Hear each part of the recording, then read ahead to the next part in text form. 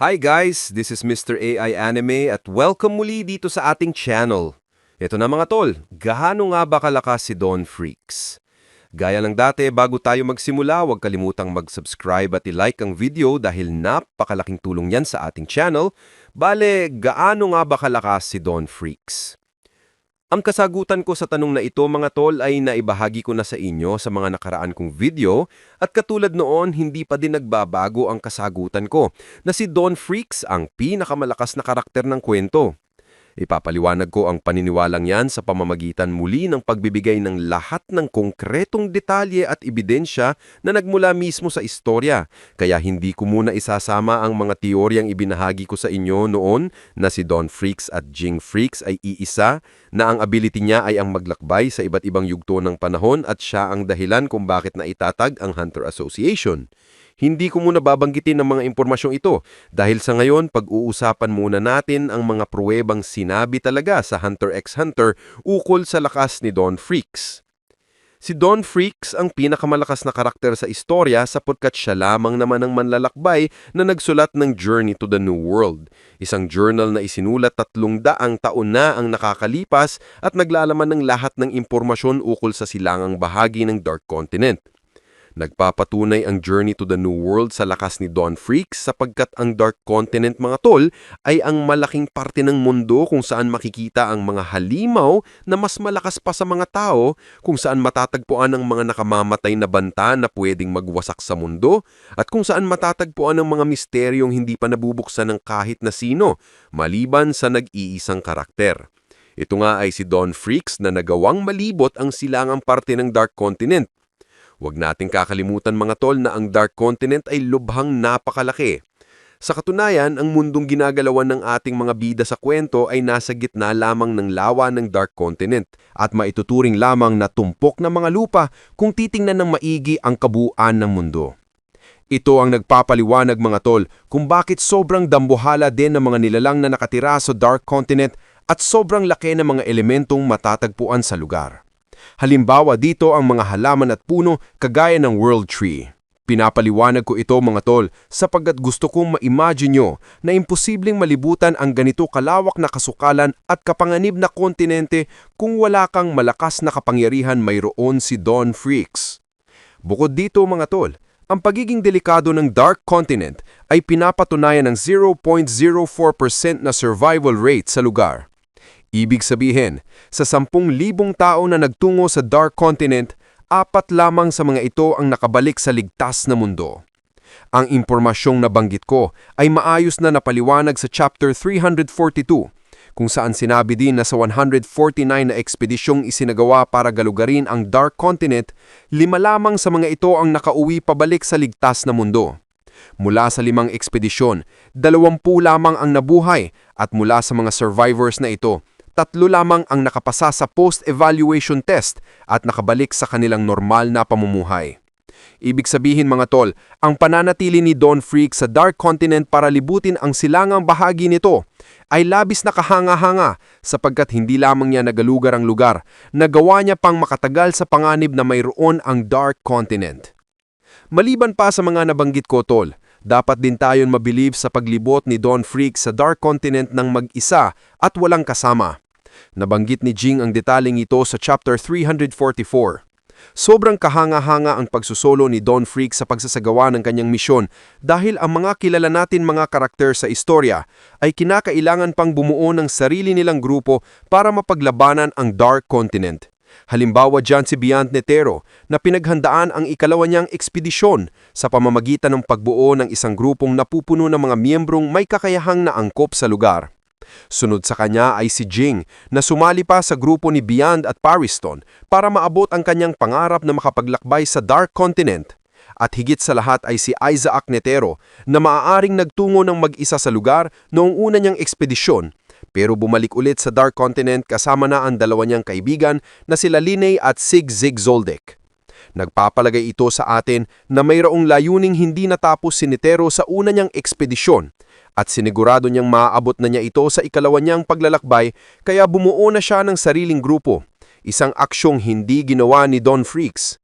Kaya hindi mahirap paniwalaan na di hamak na mas malakas ang manlalakbay kumpara kina Beyond, Jing at Netero, o ang tatlo sa mga pinakamakapangyarihang NEN users ng kwento. Higit pa sa mga nabanggit ko mga tol, ang isa pang patunay kung gaano kalakas si Don Freaks ay ang pagiging ligtas pa din ng known world kahit nananatili ang manlalakbay sa Dark Continent ng matagal na panahon. Ayon sa istorya mga tol, 200 taon na ang nakakalipas nang nagkasundo ang mga pinuno ng mundo na ipagbawal ang paglalakbay sa Dark Continent. Tinatawag nila itong Inviolability Treaty. Ang rason ng kasunduan ay sapagkat sa tuwing sinusubukan ng mga tao na idiskubre ang Dark Continent, may nagaganap palaging dilubyo sa known world na nagsisilbing banta sa mga tao. At sinabi din ng Director ng International Permit Agency sa Chapter 341 mga tol na ang pagpunta sa Dark Continent ay maihahalin tulad sa Pandora's Box o isang kahon na napupuno ng kasamaan at kamalasan. Kaya kung pilit nabubuksan ng mga tao ang misteryong bumabalot sa lugar, maaaring magdulot ito ng katapusan ng sangkatauhan. Ganun pa man, sa kabila ng katotohanan ito, si Don Freaks ay naninirahan ng matagal na panahon sa Dark Continent habang ang known world ay nananatili pa ding ligtas at hindi nawawasak. Nagpapakita lamang ito kung anuman ang mga banta na nasa Dark Continent, ginamit ni Don Freaks ang kanyang lakas at kakayahan upang pigilan nito, upang hunuhin ito, at siguraduhing hindi mapapahamak ang mga tao. Maraming halimaw, banta, at mapapanganib na nilalang ang makikita sa Dark Continent mga tol. Kilala natin ang mga ito bilang 5 calamities o 5 threats ng Dark Continent. Ang paliwanag, larawan, at kakayahan ng bawat isa sa 5 bantang ito mga tol ay isinama ni Don Freaks sa Journey to the New World. At kung sisiyasatin natin ng maigi ang description na inilagay ni Don Freaks sa bawat nilalang, makikita natin kung gaano kalakas ang mga lalakbay. Bilang halimbawa mga tol ay ang Hellbell. Iginuhit ni Don Freaks ang ahas na mayroon 2 buntot, posibleng rason kung bakit tinatawag itong twin snake, at ang ahas ding ito ay mayroong binubuhatan ng bagay sa bandang leeg na parang isang bell. Maaring pinagmulan ng pangalang Hellbell. Ayon sa deskripsyon ni Don Freaks, ang ahas na ito ay may kakayahang lagyan o hawaan ng kanyang mga biktima ng kagustuhang pumaslang ng iba. Ibig sabihin mga tol, maaaring noong nakasalamuhan ni Don Freaks ang Hellbell, nasaksihan niya muna ang ibang nilalang o ang mga unang taong naninirahan sa Dark Continent na hinarap ang halimaw at nakita ni Don Freaks na nagpataya ng mga ito matapos mapasailalim sa kakayahan ng Hellbell. Sunod nito mga tol ay ang mga pop o ang mga halimaw na ginagawang alaga ang mga tao. Makikita ang ilan sa kanilang mga biktima sa loob ng pasilidad ng IPA. Lumiit, natuyo at parang tinubuan ng ugat ng ulo ng mga taong ito. Maaring nagmula ang mga specimen na ito sa 1,000 taong ipinadala ng Begaros Union sa Dark Continent. Ito ang ekspedisyon na walang hirap na inubos ng mga pop. Kaya mula sa 1,000, 7 na lamang ang natira sa kanila. Kabaligtaran nito ang nangyari kay Don Freaks sapagkat dahil sa lakas ng manglalakbay, nagawa niyang makalapit sa mga pop, makita ang mga taong inaalagaan ng mga ito, at maiguhit pang mismong halimaw na nagtatago sa mga kuweba. Bukod sa pop mga tol, nadiskubre din ni Don Freaks sa Dark Continent ang Subahay Disease. Ito ang sakit na umubos sa grupo ni Beyond Netero noong nagtungo ang mga ito sa Dark Continent. Ipinaliwanag ng kwento na nahawa ang grupo ni Beyond Netero ng Subahay matapos silang maligaw pabalik sa ligtas na mundo. Ang pagiging nakakahawa ng sakit ay maaring rason kung bakit mistulang nasa malayo ang iginuhit ni Don Freaks na taong may subae. Posibleng hindi lumapit ang manglalakbay dahil naiintindihan niya na makukuha niya ang sakit kapag lumapit siya sa mga naapektuhan ng subae. Isang pag-iingat na hindi nagawa ng grupo ni Beyond Netero. Ang isa pang nilalang nakabilang sa 5 threats ay ang mga Ai. Alam na natin na ang lahing ito ang pinagmulan ni Nanika, kaya medyo pamilyar na tayo sa panganib na daladala ng mga Ai. Ngunit ibahin nyo si Don Freaks sapagkat hindi lamang ang pinagmulan, kakayahan, at totoong anyo ang alam niya sa mga Ai. Pamilyar din si Don Freaks sa paraan kung paano gumagana ang kapangyarihan ng nilalang. Ebidensya dito ang pagtawag niya sa kanila bilang codependent of desire. Ang codependency mga tol, ay isang klase ng relasyon kung saan ang isang tao ay naniniwalang trabaho nilang ibigay ang kahit na anong gusto ng iba. Pareho ito ng kapangyarihan ni Nanika na tuparin ang kahit na anong gustuhin ng mga humihiling. Ang pagbibigay ni Don Freaks ng perpektong description sa mga ay nagpapakita na naiwasan niyang mapaslang ang mga nilalang at nagamit na niya ang kapangyarihan ng mga ito para makahiling ng kahilingan. Hindi natin masabi kung ano ang eksaktong hiling na hiningi ni Don Freaks. Maaaring humingi siya ng mga malalaking pabor kagaya ng mas malakas na kapangyarihan at maaari din namang mga maliliit na bagay kagaya ng ballpen at papel para may pagpatuloy ni Don Freaks ang pagsusulat ng kanyang journal.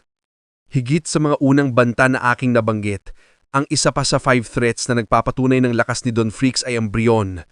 Ito ang nilalang na ginuhit niya na mayroong maskuladong pangangatawan at bilog na ulo. Nasabi ko na sa inyo mga tol ang ilan sa teorya ko ukol sa Brion. Kabilang dito ang pagsasabi ko na ang Brion ay maihaam tulad sa mga cordyceps ng ating mundo o ang mga klase ng Fuji na nagagawang mag-control ng nervous system ng iba't ibang insekto. Sa version ng Brion, kaya nitong pumasok sa utak ng mga tao, palitan ng kanilang mga ulo at ma-take over ang buong kanilang katawan. Nadiskubre ito ni Don Freaks kaya inilagay niya sa kanyang journal ang description na botanical weapon ng Brion o isang klase ng halaman na ginagamit bilang sandata.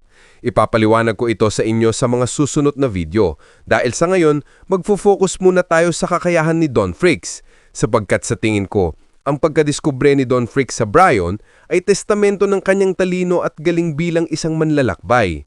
Dahil sinabi niya sa kanyang journal na makikita ang nilalang sa syudad na mayroong misteryosong labyrinth, ibig sabihin mga tol, kung nagawa ni Don Freaks na makapasok sa nakakalitong labyrinth, makita ang kayamanang pinoprotektahan nito at makalabas dito ng buhay, nagpapatunay ito na mayroon siyang tinataglay na labis na talino bilang manlalakbay. Higit pa dito, sinabi niya din sa Journey to the New World na ang syudad ay binabantayan ng Brion. Nagpapatunay ito na nakalaban ni Don Freaks ang mga nilalang, natalo niya ang mga ito at kinuha niya ang kayamanang iniingatan ng mga Brion. Ang mga nilalang at kalamidad na napabilang sa 5 threats mga tol ay lubhang napakapanganib.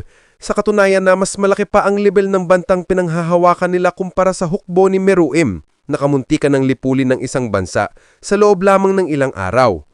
Pero hindi napigilan ng mga panganib na ito si Don Freaks na diskubrehin ang Dark Continent at hanapin ang mga natatagong yaman ng lugar. Ang bawat isa sa 5 banta, mga tol, ay makikita sa iba't ibang bahagi ng silangang parte ng Dark Continent. At sa puntong malagpasan ng kahit na sino ang isa sa 5 banta, makukuha nila ang isa sa mga kayamanang matatagpuan lamang sa Dark Continent. Iisa-isahin ko sa inyo mga tol ang 5 kayamanang ito dahil ang paglagay ni Don Freaks sa Journey to the New World ng pangalan, lokasyon kung saan makukuha at ang benepisyong dulot ng bawat kayamanan ay nagpapakita na nakakuha siya ng bawat isa sa kayamanang ito, tumulong sa manlalakbay para mas lalong maging makapangyarihan. Ang unang yaman mga tol ay ang tinatawag na herb for all illnesses o isang klase ng halamang makakagamot sa kahit na anong klaseng sakit at karamdaman. Siguradong kumuha si Don Freaks ng halamang ito upang tumulong sa kanya kung sakaling makakuha siya ng kakaibang karamdaman sa Dark Continent, kagaya ng Subaya disease.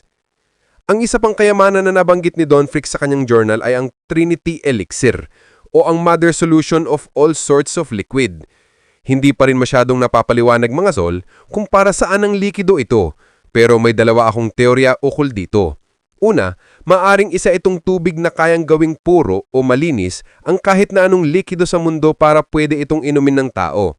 At pangalawa, maaring isa itong likido na kayang bumuhay ulit ng mga namatay na tao, na parang isang reincarnation, bilang ang Trinity ay nagsisimbolo din sa pagsilang, kamatayan, at muling pagkabuhay.